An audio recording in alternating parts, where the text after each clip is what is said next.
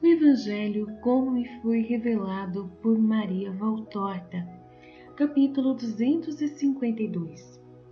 O retorno de Tiro, milagres e parábola da videira e do olmo. Valtorta descreve a visão do dia 13 de agosto de 1945. O povo de Sicaminon, atraído pela curiosidade de ver, andou rodeando durante o dia inteiro o lugar onde estão os discípulos e esperando a volta do Mestre. Mas as discípulas não perderam tempo e foram lavar suas vestes poeirentas e suadas, e sobre a praiazinha está agora estendida uma alegre exposição de vestes, enxugando-as ao vento e ao sol. Agora que está para chegar a tarde, e com a tarde se faz sentir o gosto salobro do ar úmido, elas se apressam em recolher as roupas ainda um pouco úmidas e em estendê-las em todos os sentidos antes de dobrá-las, a fim de que pareçam bem arrumadas aos seus respectivos donos. Vamos levar logo a Maria as vestes dela, diz Maria de Alfeu e termina. Ela ficou muito mal acomodada ontem e logo naquele quartinho sem ar. Por aí eu fico entendendo que a ausência de Jesus foi de mais de um dia e que durante aquele tempo Maria Madalena, dona de um só vestido, teve que ficar escondida, enquanto dela, que é emprestado, não estivesse completamente enxuto. Susana responde: por sorte ela não se queixa nunca. Eu não julgava que ela fosse assim tão boa. É muito humilde, deves dizer, e reservada, pobre filha. Era de fato o diabo que a atormentava. Libertada dele pelo meu Jesus, ela voltou a ser certamente como era quando menina. E falando as duas, uma com a outra, vão voltando para casa, levando a roupa lavada. Neste interim, na cozinha, Marta está muito atarefada, preparando a refeição enquanto a Virgem está lavando as verduras em uma pequena bacia de cobre e depois as põe a cozinhar para a ceia. Aí está, tudo está enxuto, limpo e dobrado. Havia necessidade de tudo isso. Vai a Maria Madalena e dá-lhe as vestes dela, diz Susana, entregando as vestes a Marta. As irmãs voltam juntas pouco depois. Obrigada as duas. O sacrifício de não ter podido mudar a roupa depois de muitos dias era para mim o maior de todos, diz Maria Madalena sorrindo. Agora me parece estar toda fresca. Vai sentar-te lá fora, que lá está soprando um ventinho gostoso. Deves estar sentindo necessidade dele, depois de teres ficado tanto tempo fechada. Observa Marta, que sendo menos alta do que sua irmã e menos formosa, pôde pôr uma veste de Susana, ou de Maria de Alfeu, enquanto as dela estavam na lavação. Desta vez foi assim, mas para o futuro faremos o nosso pequeno saco, como as outras, e não teremos mais este incômodo, diz Madalena. Como? Então pretendes acompanhá-lo como nós? Certamente, a não ser que ele me ordene o contrário. Eu vou agora até a margem para ver se eles já vêm voltando. Será que voltarão esta tarde? Assim espero, responde Maria Santíssima. Estou pensativa porque ele foi a Fenícia, mas penso também que ele está com os apóstolos e penso ainda que os fenícios talvez sejam melhores do que muitos outros. Mas eu quereria que ele voltasse também por causa das pessoas que o estão aqui esperando. Quando eu fui à fonte, uma mãe me fez parar para dizer: estás com o mestre Galileu, aquele que chamam Messias? Vem então e olha para o meu menino, há 1 ano que a febre o atormenta. Eu entrei em uma casinha, pobre criatura, parece uma florzinha que está morrendo. Eu direi isso a Jesus. Há outros mais que pedem cura, mas querem cura do que ensinamentos, diz Marta. O homem é todo espiritual e dificilmente é todo espiritual. O homem dificilmente é todo espiritual. Ouve mais fortes as vozes da carne e as suas próprias necessidades humanas, responde a Virgem. Porém, há muitos que depois do milagre nascem para a vida do Espírito. Sim, Marta, e também por isso que meu filho faz tantos milagres, por bondade para com o homem, mas também para atraí-lo por aquele meio para o seu caminho, que se não fosse assim deixaria de ser seguido por muitos. Retorna a casa João de Endor, que não tinha ido com Jesus, e com ele muitos discípulos que se dirigem para as casinhas onde estão passando estes dias. Quase ao mesmo tempo vem vindo Madalena dizendo: estão chegando, são as 5 barcas que partiram ontem de madrugada, conheci muito bem. Eles devem estar cansados e com sede. Vou apanhar outra água, a da fonte é muito fresca, diz Maria de Alfeu e sai com as moringas. Vamos ao encontro de Jesus? Vinde, diz a Virgem, e sai com Madalena e João de Endor, porque Marta e Susana ficam ao lado dos fornos coradas e muito atarefadas em acabar de fazer a ceia. Indo pela margem, chegam a um pequeno mole, aonde outras barcas de pesca tornaram a entrar e lá estão paradas. Da extremidade do mole, vê-se muito bem todo o golfo e a cidade que lhe dá o nome, e vêem-se também as 5 barcas que vêm chegando ligeiras, um pouco inclinadas por causa da velocidade, com as velas bem esticadas por um ventinho do norte que lhes está favorável e que serve de ajuda aos homens afadigados pelo calor.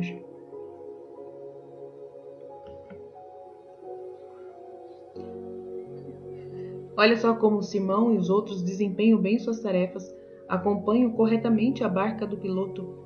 Eis que já passaram o quebra-mar e agora pegam o largo para contornar a corrente, que naquele ponto é forte. Pronto, agora vai tudo bem, daqui a pouco eles estão aqui, diz João de Endor. De fato, as barcas se avizinham cada vez mais e já vão ficando visíveis os seus passageiros. Jesus está na primeira barca junto com Isaque. Ele se pôs em pé e sua elevada estatura aparece em toda a sua imponência, pois que, ao amainarem a vela, esta deixa de escondê-lo por alguns minutos, e a barca, mudando de direção, vai indo com a proa inclinada para entrar ao abrigo do mole. Passam à frente das mulheres, que estão precisamente sobre o mole. Jesus sorri para saudá-las, enquanto elas se põem a caminhar depressa para chegarem ao ponto de atracação, ao mesmo tempo que a barca. Deus te abençoe, meu filho, diz Maria, saudando a Jesus, que está descendo ao desembarcadouro. Deus te abençoe, minha mãe. Ficaste pensativa? Em Sidom não estava quem fomos procurar. Fomos até Tiro, e lá o encontramos. Vem, Ermasteu. Ei-lo aqui, João. Este jovem quer ser ensinado. Eu confio a ti. Não te decepcionarei, pois o ensinarei com a tua palavra. Muito obrigado, mestre. Aqui há muitos que te esperam, responde João de Endor. Há também um pobre menino doente, meu filho, e a mãe quer falar contigo. Vou logo a ela. Eu sei quem é, mestre. Eu te acompanho até lá. Vem tu também, Ermasteu. Conhece a bondade infinita de nosso Senhor, diz o homem de Endor. Da segunda barca desce Pedro, da terceira Tiago, da quarta André e da quinta João e os 4 pilotos, acompanhados pelos outros apóstolos ou discípulos que estavam com eles e que se aglomeram ao redor de Jesus e de Maria. Ide todos para casa, eu também irei logo. Preparai, entretanto, a ceia, e dizei a quem estiver esperando que ao fim da tarde eu irei falar. E se lá houver doentes, eu os curarei em primeiro lugar, até os curarei antes da ceia, para que já possam voltar felizes para suas casas. Eles se separam e Jesus vai andando com o homem de Endor e Armasteu rumo à cidade. Os outros voltam a andar pela praia saibrosa, narrando tudo o que viram ou ouviram, contentes como crianças que retornam à mãe. Judas Iscariotes está contente também. Ele mostra a todos as esmolas que os pescadores de moluscos quiseram dar-lhe e mostra especialmente um pequeno embrulho com um precioso material. Isto é para o mestre, se ele não se veste com ela, quem poderá vestir-se? Chamaram-me a um lado para me dizerem: temos preciosas madrepérolas na barca e temos até uma pérola, pensa? Um tesouro. Eu nem sei como foi que nos tocou esta fortuna, mas nós a damos de boa vontade para o mestre. Vem vê-las. Eu fui para contentá-los enquanto o mestre se havia afastado para uma gruta a fim de lá rezar. Eram belíssimos corais e uma pérola, não grande, mas bonita. Então eu lhes disse: não vos priveis dessas coisas. O mestre não usa nenhuma joia. Em vez disso, dai-me um pouco daquela púrpura para fazer com ela um ornamento para a sua veste. Eles tinham este embrulho, quiseram dar-me toda, com insistência. Mãe, faze dela um belo trabalho, como tu sabes fazer para o nosso Senhor, mas faze-o sabes. Se ele perceber isso, vai querer vendê-la para dar o dinheiro aos pobres, e para nós é agradável vê-lo vestido como ele merece, não é verdade? Oh, se é verdade! Eu sofro com isso, quando o vejo tão simples no meio dos outros. Ele que é rei no meio deles, que são piores do que escravos, e todos enfeitados com borlas e esplendores, e olham para ele como um pobre indigno deles. Diz Pedro referente aos fariseus e doutores da lei. Tu viste, não, que risadas aqueles senhores de Tiro davam quando estávamos recebendo as despedidas dos pescadores? Responde-lhe seu irmão. Eu disse: envergonhai-vos, vós que sois cães. Vale mais um fio da veste branca de Jesus do que de todas as suas borlas. Diz Tiago de Zebedeu. Eu quereria, já que Judas pôde receber todas essas coisas, que tu as preparasses para a festa dos tabernáculos, diz o outro Judas Tadeu. Eu nunca fiei com púrpura, diz Virgem Maria, tocando no sedoso e leve fio, muito macio e de uma cor esplêndida. A minha nudez tem experiência com isso. Nós a encontraremos em Cesareia e ela te ensinará. Aprenderás logo, porque tu sabes fazer tudo bem. Eu faria um galão junto ao pescoço, junto às mangas e na barra da veste, púrpura sobre o linho muito branco, ou lã muito branca, com palmas e rosáceas, como as que estão sobre os mármores do santo. E com o nó de Davi no centro, ficaria muito bem, diz Madalena, entendida em toda a sorte de belezas artísticas. Marta diz: nossa mãe fez aquele desenho por ser muito bonito sobre a veste de Lázaro. Usou em sua viagem pelas terras da Síria, quando foi tomar posse delas. Eu o conservei, porque foi o último trabalho de minha mãe. Eu te mandarei. Eu farei rezando pela vossa mãe. Já chegaram às casas, os apóstolos se espalham para irem juntar os que querem estar com o mestre, especialmente os doentes. E Jesus volta com João de Endor e Armasteu e passa saudando por entre os que se comprimem à frente das casinhas. O sorriso de Jesus já é uma bênção. Apresentam-lhe o doente dos olhos, que não podia faltar, quase cego com suas oftalmas ulcerosas, e Jesus o cura. Depois é a vez de um outro, certamente um maleitoso, já muito enfraquecido e amarelo como um chinês, e o cura. Depois é uma mulher, que lhe pede um milagre especial para ela, o leite para o seu seio, que não tem mais leite e mostra um menino de poucos dias, desnutrido e muito vermelho, como se tivesse algum desarranjo intestinal. Ela está chorando. Estás vendo? Nós temos a ordem de obedecer ao homem e de procriar, mas que adianta, se depois temos que ver os filhos morrendo? Este é o terceiro que eu gero, e 2 já os fui deitar no sepulcro por causa deste peito estéril.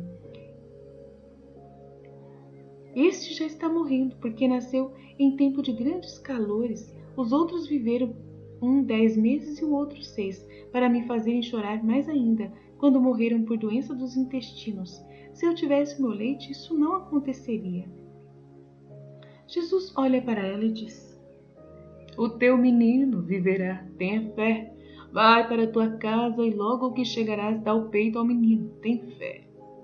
A mulher lá se vai obediente com o seu pequenino infeliz, que se lamenta como um gatinho que ela aperta sobre o coração. Mas será que o leite lhe virá?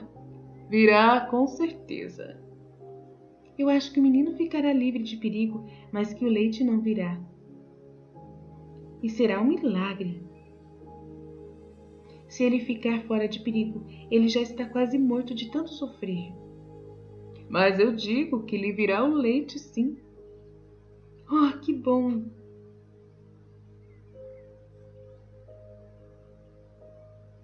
Os pareceres são diferentes como as pessoas.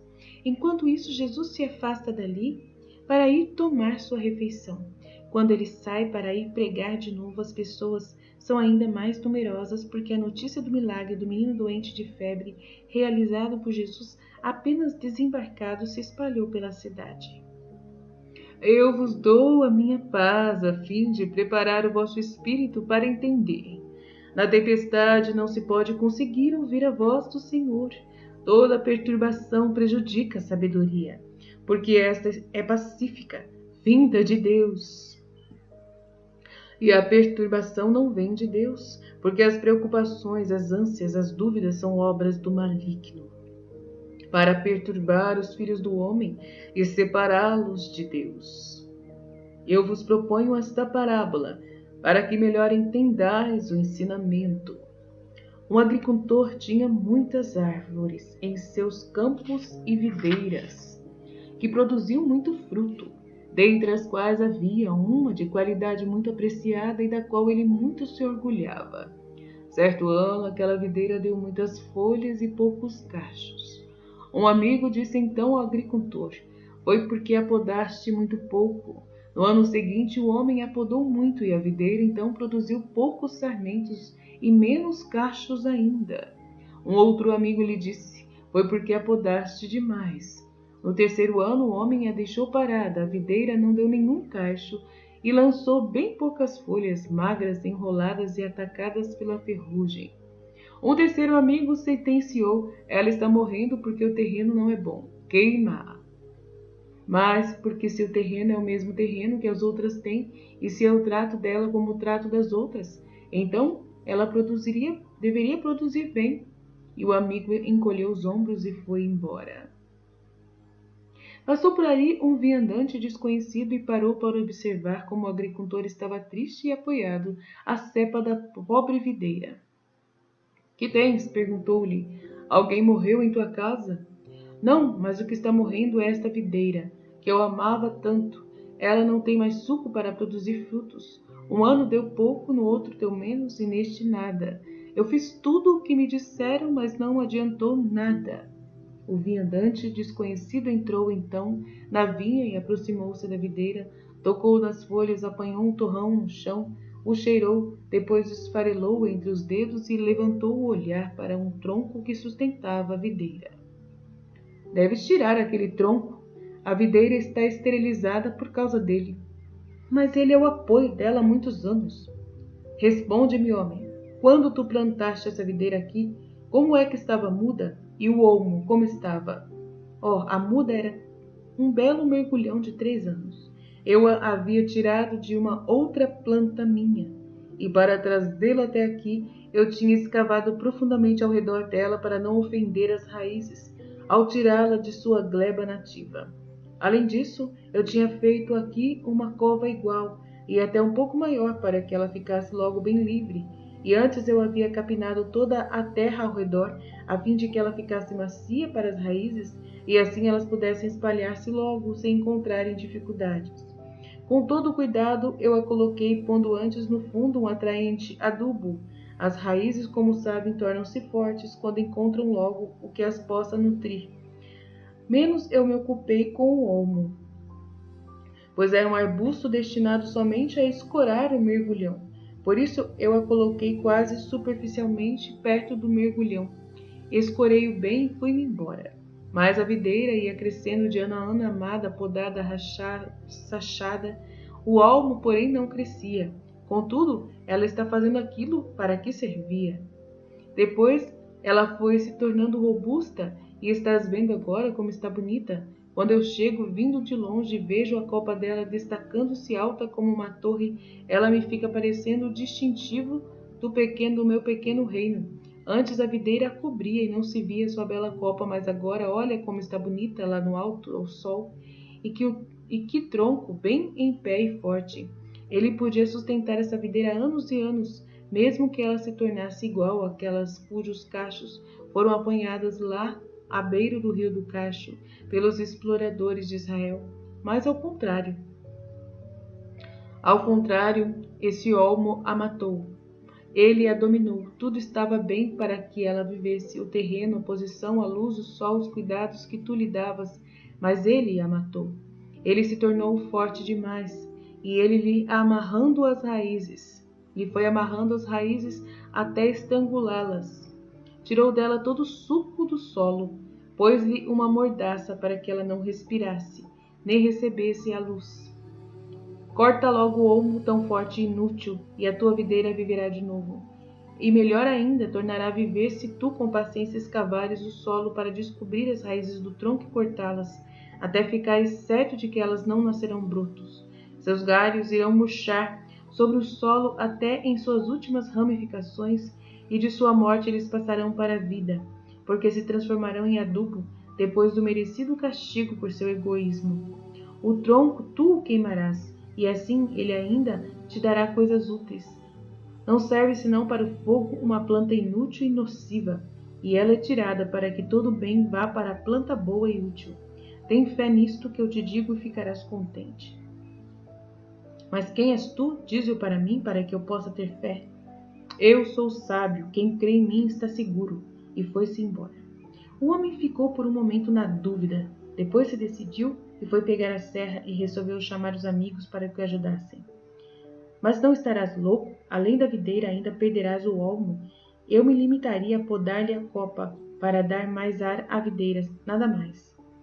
Ela precisa sempre ter um espeque. Vais fazer um trabalho inútil. Sabes lá quem era esse tal homem? Talvez seja um que te odeia, sem que tu o saibas. Ou então algum doido, e por aí afora.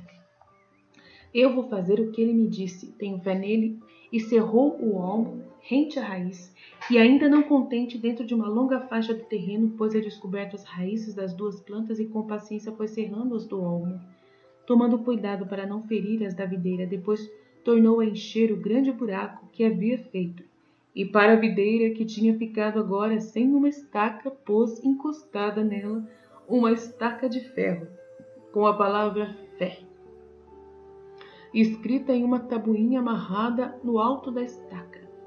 Os outros saíram dali balançando a cabeça. Passou o outono e passou o inverno, chegou a primavera. As gavinhas se foram enrolando umas nas outras e na estaca, e os sarmentos se enfeitaram com gêmulas e mais gêmulas, primeiro fechadas como em um estojo, depois já entreabertas sobre a esmeralda das folhinhas nascentes, e finalmente abertas sobre a esmeralda das folhinhas nascentes e finalmente abertas, para que em seguida estenderem da cepa novos sarmentos fortes, todos num florescer de flores minúsculas, seguido de um grande pipocar de pequeninos bagos. Há mais cachos do que folhas, e estas são largas, verdes, como são os sarmentos, que por enquanto estão com 2, 3 ou mais cachos. E cada cacho está cheio de bagos carnosos, suculentos e bonitos. E agora que dizeis, era ou não era a árvore a causa porque estava morrendo a minha videira? Tinha ou não falado bem o sábio? Tive ou não tive razão para escrever naquela tabuinha a palavra fé? Assim disse o homem aos amigos incrédulos. Tiveste razão, feliz de ti, que soubeste ter fé e ser capaz de destruir o passado, isto é, o que te foi dito de prejudicial. Esta é a parábola. E para o que aconteceu com a mulher do peito seco, aqui está a resposta. Olhai para a cidade. Todos eles se viram para a cidade e veem a mulher de antes que está correndo, e mesmo correndo não desapega ao filhinho do seu peito cheio, bem cheio de leite, que o pequeno faminto suga com tal varosidade que quase se sufoca, e a mulher não para a não ser quando está aos pés de Jesus, diante do qual tira por um momento o menino do peito e grita: abençoa-o, abençoa, a fim de que ele viva para ti. Passado esse momento, Jesus continua: e as vossas hipóteses sobre o milagre acabais de receber as respostas, né? Porque as pessoas, eu não li essa parte, mas várias pessoas ficaram falando: mas o leite vai voltar? Mas o leite vai voltar? Né? As pessoas que ficaram perguntando, não é ela. E aí alguns falaram sim, outros falaram não, né? Eu não li direito essa parte. Aí várias pessoas, aí a Valtorta fala assim, são várias opiniões, né? Como são diferentes as pessoas. Aí aqui a Valtorta que narra: todos esses se viram para a cidade e veem a mulher de antes que está correndo, e mesmo correndo não desapega o filhinho de seu peito bem cheio de leite, porque o pequeno faminto suga com uma tal voracidade que quase se sufoca. E a mulher não para a não ser quando está aos pés de Jesus, diante do qual tira por um momento o menino do peito e grita: abençoa-o, abençoa, a fim de que ele viva para ti. Passado esse momento, Jesus continua: e as vossas hipóteses sobre o milagre acabais de receber as respostas. Mas a parábola tem um sentido mais amplo do que o pequeno episódio de uma fé recompensada, e é este: Deus havia plantado sua videira, o seu povo, em um lugar apropriado, fornecendo-lhe tudo o que precisava para crescer e dar sempre mais frutos, apoiando-o aos mestres, para que com mais facilidade pudesse compreender a lei e fazer dela sua força. Mas os mestres quiseram superar o legislador e cresceram até se imporem mais do que a palavra eterna. E Israel se esterilizou. O Senhor mandou então sábio para aqueles que em Israel com ânimo reto preocupavam-se com aquela esterilidade, tentando este e aquele remédio, segundo os ditames e conselhos dos mestres sábios humanamente, mas indoutos sobrenaturalmente. E por isso bem distante de conhecer o que era necessário fazer para dar vida ao espírito de Israel, e para que pudessem dar um conselho verdadeiramente salutar. Pois bem, que foi que te aconteceu? Por que é que Israel não retoma suas forças e se torna vigoroso como nos tempos áureos de sua fidelidade ao Senhor? Porque o conselho seria tirar todas as coisas parasitárias que cresceram em detrimento da coisa santa, da lei do decálogo, como foi ela dada sem compromissos, sem tergiversões, sem hipocrisias. Tirar isto para deixar ar, espaço, alimento para a videira, para o povo de Deus, dando-lhe um apoio robusto, inflexível, único, de um nome luminoso, a fé. E este conselho não é aceito, por isso eu vos digo que Israel perecerá, enquanto poderia ressurgir e possuir o reino de Deus, se soubesse crer e generosamente arrepender-se e mudar substancialmente a si mesmo. Ide em paz e o Senhor esteja convosco. E assim termina a visão Fiat.